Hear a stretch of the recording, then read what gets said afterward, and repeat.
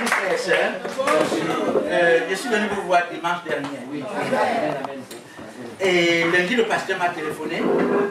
Nous avons beaucoup discuté. Je lui ai dit que j'avais commencé une formation biblique par Internet.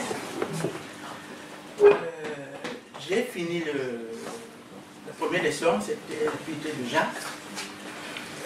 Je l'ai fait en 2 jours, j'étais à l'hôpital, j'ai terminé à la maison, et je l'ai envoyé.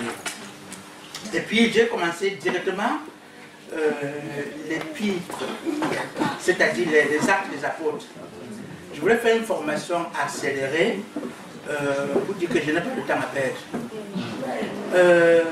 Mais mardi, quand j'étais à l'hôpital, les enfants m'ont téléphoné pour dire que l'ordinateur était en panne.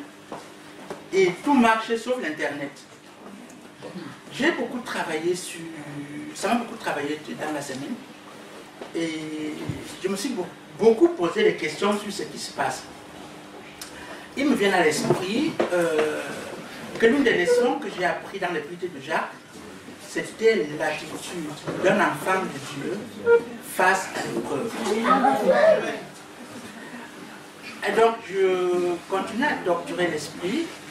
Et la réponse est venue simple pour dire qu'un enfant de Dieu doit résister à la tentation et il doit persévérer dans la patience, dans les épreuves.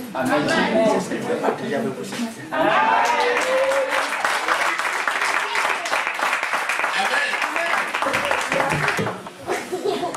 Ok, ce que le Seigneur m'a mis au cœur aujourd'hui de partager avec vous, c'est très simple. Je pense que c'est le 3e dimanche que je suis parmi vous. Qu'est-ce que vous avez remarqué? Je viens toujours avec mon cahier. Je note tout ce que dit le pasteur, les pasteurs. Et parce que la parole de Dieu est inspirée. Et ce matin, je voulais partager avec vous. Vous allez remarquer que c'est des choses que je pouvais dire sans regarder, mais j'ai préféré les mettre par écrit. Vous allez comprendre pourquoi.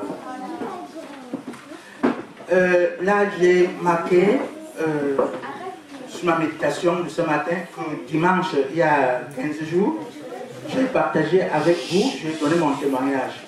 Le dimanche qui suivait, j'ai partagé avec vous l'attitude de chrétien devant les épreuves. Et aujourd'hui, je voulais partager avec vous 3 versets dans la parole. Le premier, c'est Psaume 119, verset 105.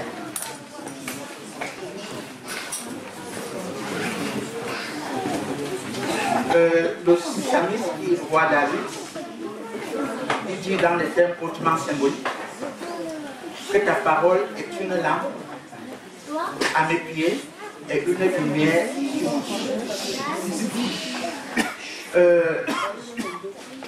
Le deuxième verset que je voulais partager avec vous, c'est Josué 1:8.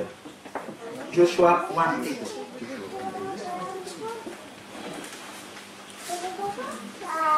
Et le troisième, c'est Jean 1:11 et 12.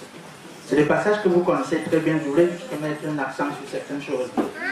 Et dans le deuxième passage, il dit que ce livre de loi ne s'éloigne point de ta bouche. Médite-le jour et nuit. Ça continue, vous allez lire à la maison. Et après, dans le passage de Jean 1, verset 1, il dit au commencement, c'était la parole. La parole était avec Dieu et la parole était Dieu.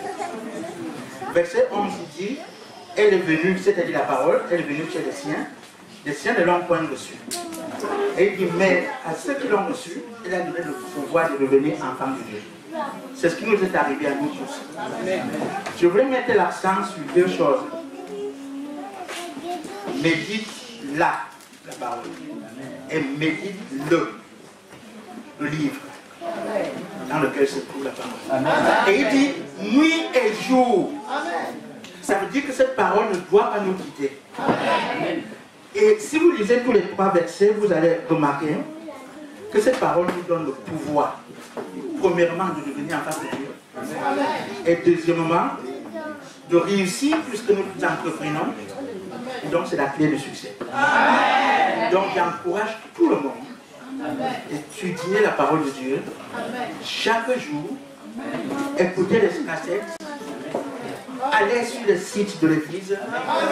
Et le pasteur a marqué avec beaucoup d'humilité, enseigne-moi. Donc quand j'ai vu ça, j'ai vu que la première chose c'est l'humilité du pasteur. Enseigne-moi, Éternel, enseigne-moi. Remercions le pasteur pour tout cela. Et gloire à Dieu.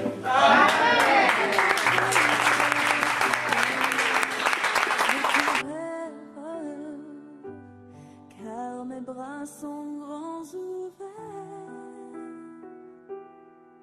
Je suis là, je suis là, oui je veux voir.